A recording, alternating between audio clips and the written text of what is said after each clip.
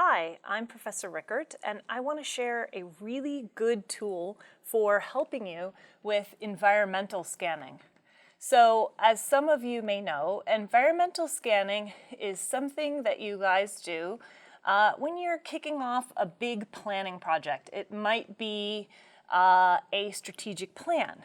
It might be a planning effort around a key project. And one of the things that I often share with leaders is if they are working on change, they usually want to jump right in and go for the change, right?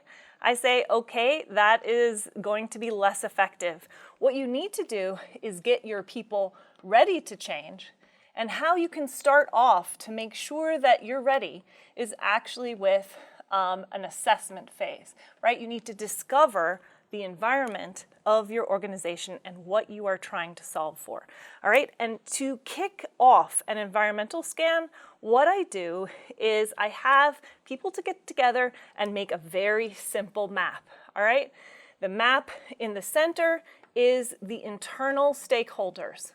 All right, the map in the middle, so that's like who is in your org, who's in your organization, right? The middle circle is who is in your immediate external environment that's a stakeholder in your organization. So it could be a partner that you work with, it could be vendors, it could be the folks who get your customers before you, it could be other people in your community that need to weigh in, right?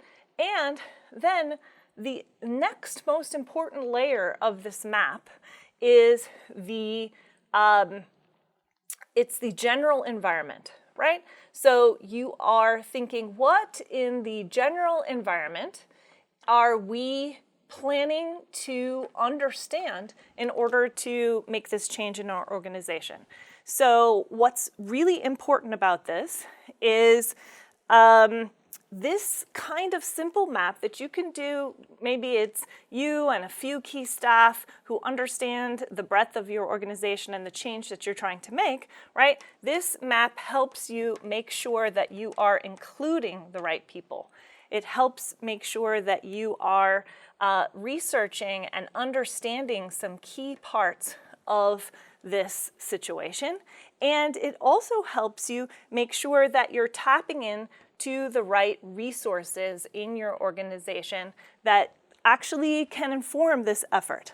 All right, so let's take an example of this. We'll say that you guys are trying to make a plan with a school who is interested in improving literacy among its students, right? So what might that look like? The inner circle might be, hey, I know we need to include some key teachers. I know that we want to include ourselves as administrators or managers, right?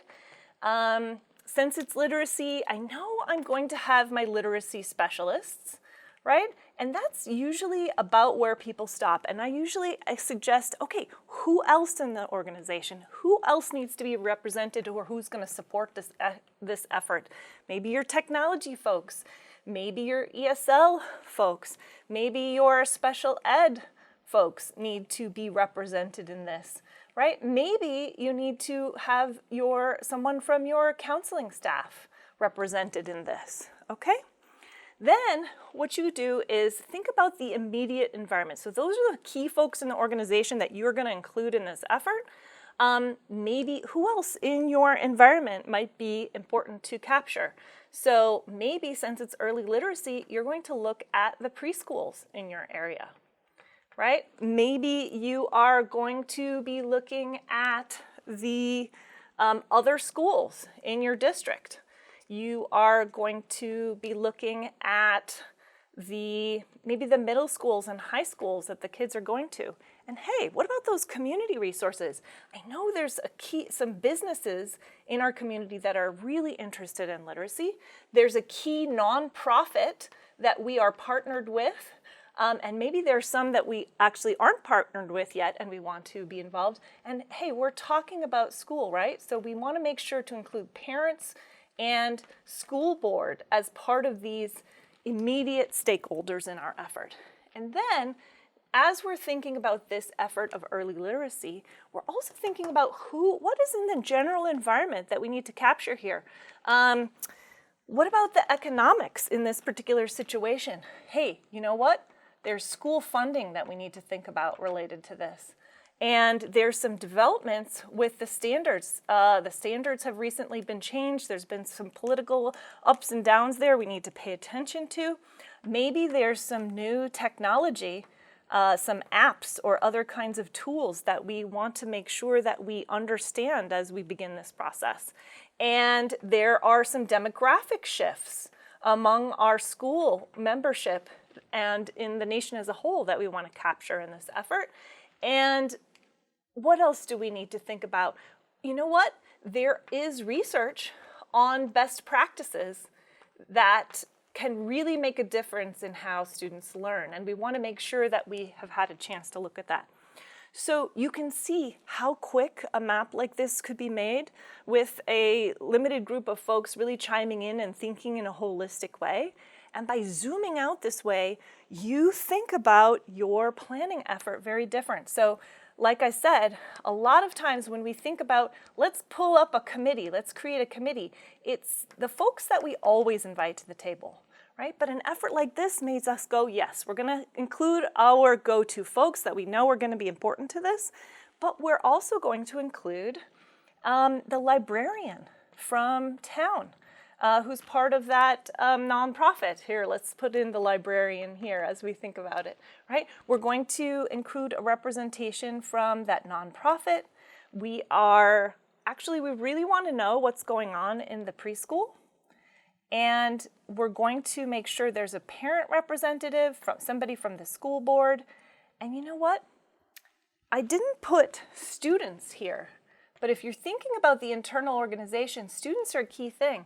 Maybe it's not really possible to include a student on the planning committee, but maybe what we want to do is we want to include a key staff member who always keeps that student perspective in mind in order to have them on the committee, right? So this is a quick way of making sure you've got the right people, that you're really drawing on the resources in your community and in your organization, and it's also really important because it's mapping out, if we're trying to solve for early literacy, what are some key things we need to do some research on that these folks can help do some research on that's really going to make sure that our assessment phase is all set and we're ready to start coming up with ideas about how change could happen here. So next time you're involved in a change effort, make sure you take time to do this simple 3-layer map, and you will find you have a much better picture of the environment of your organization. Thanks.